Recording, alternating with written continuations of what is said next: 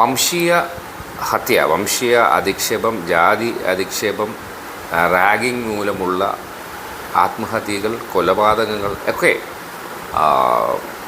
വിരളം എന്ന് ധരിച്ചിരുന്ന കാലമൊക്കെ ഇപ്പോൾ അതിൻ്റെ ആഘാതം കൂടിയിരിക്കുന്നു. റിപ്പോർട്ട് ചെയ്യപ്പെടുന്ന ജാതി അധിക്ഷേപങ്ങളും ആത്മഹത്യകൾ, റാഗിങ് മൂലമുള്ള മരണങ്ങളും ആത്മഹത്യകളും പെരുകിക്കൊണ്ടിരിക്കുന്നു. അതിന് വളരെ അടുത്ത ഉദാഹരണങ്ങൾ നാം കണ്ടതാണ്. അപ്പോൾ അതിനെതിരെ ശക്തമായി പ്രതികരിക്കുകയാണ് ഫ്രറ്റേണിറ്റി മൂവ്മെൻറ്റ്. അവർ ഇന്ന് പ്രതിഷേധ സൂചകമായി തിരുവനന്തപുരത്ത്, കേരളത്തിൻ്റെ തലസ്ഥാനത്ത് പ്രതിഷേധിക്കുകയുണ്ടായി. അവരുടെ ആ പ്രതിഷേധത്തിൻ്റെ ചില പ്രസക്ത ഭാഗങ്ങളിലേക്ക്.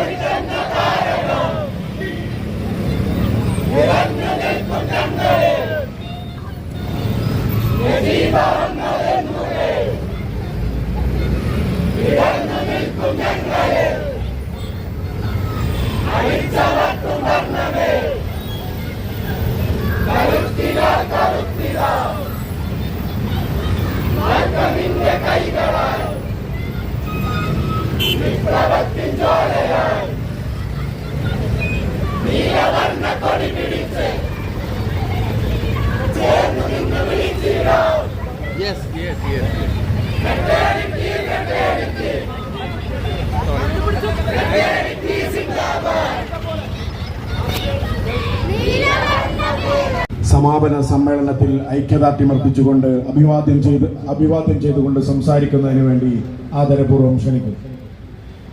ഏറ്റവും ബഹുമാനപ്പെട്ട ഈ വേദിയിൽ ഉപവിഷ്ടരായിട്ടുള്ള കേരളത്തിലെ സാമൂഹ്യ നീതിയുടെയും സോഷ്യൽ ജസ്റ്റിസിന് വേണ്ടി പോരാടിക്കൊണ്ടിരിക്കുന്ന വ്യത്യസ്ത സമുദായത്തിൻ്റെ നേതാക്കൾ, സാമൂഹിക പ്രവർത്തകർ, അതേപോലെ വെൽഫെയർ പാർട്ടിയുടെ സംസ്ഥാന അധ്യക്ഷൻ, ഫ്രറ്റേണിറ്റി മൂവ്മെൻറ്റിൻ്റെ നേതാക്കന്മാർ, ഏറ്റവും പ്രിയപ്പെട്ട സഹപ്രവർത്തകരെ, ഇവിടെ ഈ ജാഥയുടെ സമാപനം ഇന്ന് ഇവിടെ തിരുവനന്തപുരത്ത് നടക്കുകയാണ്. ആദ്യമേ തന്നെ ഇവിടെ സൂചിപ്പിക്കപ്പെട്ടതുപോലെ ഈ ജാഥയ്ക്ക്, ഈ ഐതിഹാസികമായ ഈ പ്രക്ഷോഭത്തിന്, ഈ ജാഥയ്ക്ക് എല്ലാവിധ അഭിവാദ്യങ്ങളും അർപ്പിക്കുവാൻ ഞാൻ ആഗ്രഹിക്കുകയാണ്. നമുക്കറിയാവുന്നതുപോലെ, ഞാൻ മനസ്സിലാക്കുന്നത്, ഇത് കേരളത്തിലെ സാമൂഹിക നീതിക്ക് വേണ്ടിയുള്ള പോരാട്ടത്തിൽ, കേരളത്തിലെ അടിച്ചമർത്തപ്പെട്ട ജനവിഭാഗങ്ങൾക്ക് വേണ്ടി, അവരുടെ അവകാശങ്ങൾക്ക് വേണ്ടിയുള്ള പോരാട്ടത്തിൽ ഒരു സുപ്രധാനമായ ഐതിഹാസികമായ ഒരു ഏടാണ് ഈ കാസർഗോഡ് നിന്ന് തിരുവനന്തപുരത്തേക്ക് ഫ്രറ്റേണിറ്റി മൂവ്മെന്റ് കേരള കമ്മിറ്റി നടത്തിയിട്ടുള്ള, നെയ്ം ഗഫൂറിന്റെ നേതൃത്വത്തിൽ നടത്തിയിട്ടുള്ള ഈ ജാഥ എന്നാണ് ഞാൻ മനസ്സിലാക്കുന്നത്. ഈ ജാഥ വെല്ലുവിളിക്കുന്നത് കേരളത്തിൽ കാലങ്ങളായി പറഞ്ഞുകൊണ്ടിരിക്കുന്ന, പ്രചരിപ്പിക്കപ്പെട്ടുകൊണ്ടിരിക്കുന്ന ചില നുണകളെയാണ്, ചില കെട്ടുകഥകളെയാണ്. ആ കെട്ടുകഥകൾ എന്ന് പറയുന്നത്, ഒന്നാമത്തത് നമുക്കൊക്കെ അറിയാവുന്നതുപോലെ കേരളത്തിൽ ജാതിയില്ല എന്ന് പറയുന്ന ഒരു കെട്ടുകഥയാണ്. കേരളത്തിൽ ജാതി ഇല്ലാതാവുകയല്ല ചെയ്തത്, മറിച്ച് കേരളത്തിലെ ജാതി അടിച്ചമർത്തപ്പെടുക അല്ലെങ്കിൽ അദൃശ്യമാക്കപ്പെടുകയാണ് ചെയ്തത് എന്ന് നമ്മൾ മനസ്സിലാക്കണം. കേരളത്തിൽ ജാതിയുണ്ട്, നമുക്കറിയാവുന്ന കാര്യമാണ്. പക്ഷേ കേരളത്തിൽ ശ്രമിച്ചുകൊണ്ടിരിക്കുന്നത്, ഇവിടെയുള്ള ഭരണവർഗം, ഇവിടെയുള്ള അധീശത്വവർഗം ശ്രമിച്ചുകൊണ്ടിരിക്കുന്നത് അതിനെ അദൃശ്യമാക്കുവാനാണ്, അതില്ല എന്ന് പറയുവാനാണ്. എന്നിട്ട് ജാതിയെ കുറിച്ച് പറയുന്നവർ, ജാതീയമായ അടിച്ചമർത്തലിനെ കുറിച്ച് സമരം നടത്തുന്നവർ, അതിനെക്കുറിച്ച് സംസാരിക്കുന്നവർ, അവരെക്കുറിച്ച് അവർ ജാതിവാദികളാണ്. അവർ എങ്ങനെയാണ് ഇവിടെയുള്ള സമുദായങ്ങൾ, മതത്തെ കുറിച്ച് പറയുന്നവർ, മതത്തിന്റെ പ്രശ്നങ്ങളെ കുറിച്ച് പറയുന്നവർ, അവർ വർഗീയവാദികളാണ് എന്ന് പറയുവാനാണ് ഇവിടെയുള്ള അധീശവർഗം ശ്രമിച്ചുകൊണ്ടിരിക്കുന്നത്. അതിനെ വെല്ലുവിളിച്ചുകൊണ്ടാണ് ഈ ജാഥ നടക്കുന്നത്. മറ്റൊരു കെട്ടുകഥ എന്ന് പറയുന്നത്, കേരളത്തിലെ ക്യാമ്പസുകൾ എന്ന് പറയുന്നത് സമത്വത്തിന്റെ സുന്ദരമായ ഇടങ്ങളാണ് എന്നുള്ള കെട്ടുകഥയാണ്. കേരളത്തിലെ ക്യാമ്പസുകൾ എന്ന് പറയുന്നത് തേനും പാലും ഒഴുകുന്ന സമത്വ സുന്ദരമായ ആഹ്ലാദത്തിന്റെ ഭവനങ്ങളാണ് എന്ന് പറയുന്ന കെട്ടുകഥയാണ്. നമുക്കറിയാം, നമ്മൾ അനുഭവിക്കുന്നതാണ്, നമ്മൾ കാണുന്നതാണ്. കേരളത്തിലെ ക്യാമ്പസുകളിൽ എങ്ങനെയാണ് ജാതീയമായ വർഗീയമായ വേർതിരിവുകൾ അതനുഭവിക്കുന്ന ഒരുപാട് ആയിരക്കണക്കായ ജനവിഭാഗങ്ങൾ, ദലിത് ജനവിഭാഗങ്ങൾ, ആദിവാസികൾ, ഇവിടെ മാഗ്ലിനേച്ചിയൊക്കെ സൂചിപ്പിച്ചതുപോലെ തീരദേശത്തു നിന്ന് വരുന്ന ആളുകൾ, അവരെങ്ങനെയാണ് കേരളത്തിലെ ക്യാമ്പസുകളിൽ വിവേചനങ്ങൾ അനുഭവിക്കുന്നത്, ഡിസ്ക്രിമിനേഷൻ അനുഭവിക്കുന്നത് എന്നതൊരു സാമൂഹികമായ യാഥാർത്ഥ്യമാണ്. ആ യാഥാർത്ഥ്യത്തിന് നേരെ കണ്ണാടി തിരിച്ചു പിടിച്ചുകൊണ്ടാണ് ഈ ജാഥ കാസർഗോഡ് നിന്നും തിരുവനന്തപുരത്ത് അവസാനിക്കുന്നത്. മറ്റൊരു കെട്ടുകഥ എന്ന് പറയുന്നത് കേരളത്തിലെ വിദ്യാർത്ഥി രാഷ്ട്രീയത്തെ കുറിച്ചാണ്. ഭരണപക്ഷത്തിരിക്കുമ്പോൾ മൗനം പാലിക്കുകയും പ്രതിപക്ഷത്തിരിക്കുമ്പോൾ സടകുടം എഴുന്നേൽക്കുകയും ചെയ്യുന്ന ഒരു പ്രത്യേകമായിട്ടുള്ള ഒരു വിദ്യാർത്ഥി രാഷ്ട്രീയമാണ് കേരളത്തിൽ നിലനിൽക്കുന്നത്. വിദ്യാർത്ഥിയുടെ പ്രശ്നങ്ങളോടല്ല വിദ്യാർത്ഥി രാഷ്ട്രീയത്തിന് കൂറ്, മറിച്ച് അധികാരത്തിനോടാണ് വിദ്യാർത്ഥി രാഷ്ട്രീയത്തിന് കൂറ്. അതിനെ കൂടി അട്ടിമറിക്കുന്ന ഒന്നാണ് കേരളത്തിലെ ഫ്രട്ടേണിറ്റിയുടെ ഈ ജാഥ എന്ന് പറയുന്നത്. ഞങ്ങളുടെ കൂറ്, ഫ്രട്ടേണിറ്റിയുടെ കൂറ് ഇവിടെയുള്ള ഏതെങ്കിലും ഒരു രാഷ്ട്രീയ മുന്നണിയോടല്ല, മറിച്ച് വിദ്യാർത്ഥികളുടെ പ്രശ്നങ്ങളോടാണ്. ഞങ്ങളും കഴിഞ്ഞ കാലങ്ങളിൽ തെരുവുകളിൽ ഉണ്ടായിട്ടുണ്ട്. ഈ മുദ്രാവാക്യങ്ങൾ, ഇവിടെ എഴുതി വെച്ച മുദ്രാവാക്യങ്ങൾ കഴിഞ്ഞ കാലങ്ങളിൽ ഞങ്ങൾ തെരുവുകളിൽ ഉന്നയിച്ചിട്ടുണ്ടെങ്കിൽ വരുന്ന കാലങ്ങളിലും അതേ മുദ്രാവാക്യങ്ങൾ അതേ തീഷ്ണതയോടെ ഇൻഷാ അല്ലാഹ് നമ്മൾ തെരുവുകളിൽ ഉന്നയിക്കും. ആ ഒരു അഡ്ജസ്റ്റ്മെന്റിന്റെ വിദ്യാർത്ഥി രാഷ്ട്രീയം, വിദ്യാർത്ഥി SFIയുടെ നേതാവ് തന്നെ പറയുകയാണ്, കഴിഞ്ഞ 10 കൊല്ലം അടിക്കാത്ത SFI വരുന്ന 5 കൊല്ലം അടിക്കുന്ന SFI.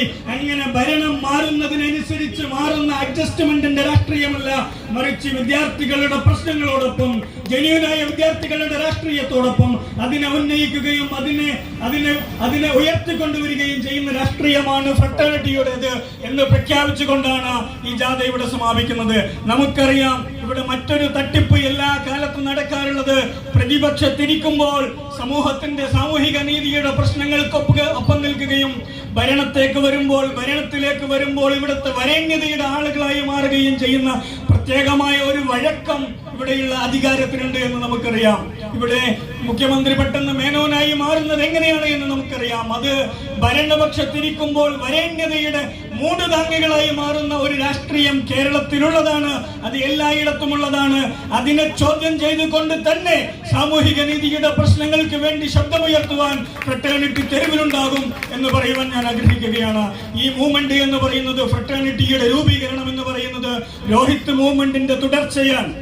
രോഹിത് മൂവ്മെന്റിന്റെ തുടർച്ചയായിക്കൊണ്ടാണ് ഫ്രട്ടേണിറ്റി മൂവ്മെന്റ് ഈ രാജ്യത്ത് പിറന്നു വീണത്. അതേ മൂവ്മെന്റിന്റെ തുടർച്ചയെ ഉയർത്തിപ്പിടിച്ചുകൊണ്ടാണ് ഈ ജാഥ ഇവിടെ നടക്കുന്നത്. ഫ്രട്ടേണിറ്റി മൂവ്മെന്റിന്റെ സ്ഥൈര്യം, അതിന്റെ സ്ഥിരത, അതിന്റെ മുദ്രാവാക്യങ്ങളിലെ കൺസിസ്റ്റൻസിയെ കൂടി ഊട്ടിയുറപ്പിച്ചുകൊണ്ടാണ്, അതിന്റെ രാഷ്ട്രീയപരമായ സന്നദ്ധത, അതിന്റെ രാഷ്ട്രീയപരമായ കമ്മിറ്റ്മെന്റിനെ കൂടി ഊട്ടിയുറപ്പിച്ചുകൊണ്ടാണ് ഈ ജാഥ ഇവിടെ അവസാനിക്കുന്നത് എന്ന് ഓർമ്മപ്പെടുത്തുവാൻ ഞാൻ ആഗ്രഹിക്കുകയാണ്. ഈ ജാഥയ്ക്ക്, പ്രത്യേകിച്ച് ഈ ജാഥയുടെ നായകനായിട്ടുള്ള നെയ്ൻ ഗഫൂറിന്, സ്റ്റേറ്റ് പ്രസിഡന്റിന് ഒരിക്കൽ കൂടി 1000 അഭിവാദ്യങ്ങൾ അർപ്പിച്ചുകൊണ്ട് ഞാൻ എന്റെ വാക്കുകൾ അവസാനിപ്പിക്കുന്നു. ജയ് ഫ്രട്ടേണിറ്റി. അടുത്തതായി ഈ വേദിയിൽ അഭിവാദ്യ പ്രഭാഷണം നിർവഹിച്ചുകൊണ്ട് സംസാരിക്കുന്നതിന് വേണ്ടി AKCHMSന്റെ സംസ്ഥാന ജനറൽ സെക്രട്ടറി AK സജീവിനെ ആദരപൂർവ്വം ക്ഷണിക്കുന്നു.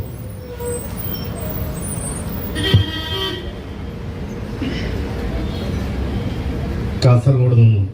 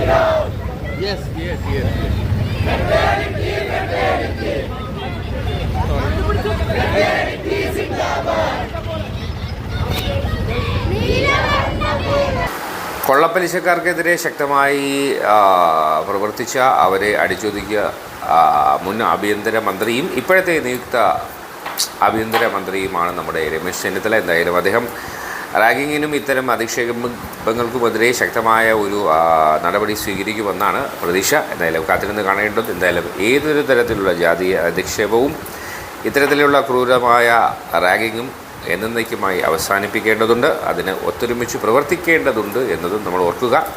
ഇങ്ങനെയൊരു അപമാനവും മരണവും ഇനി സംഭവിക്കാതിരിക്കട്ടെ.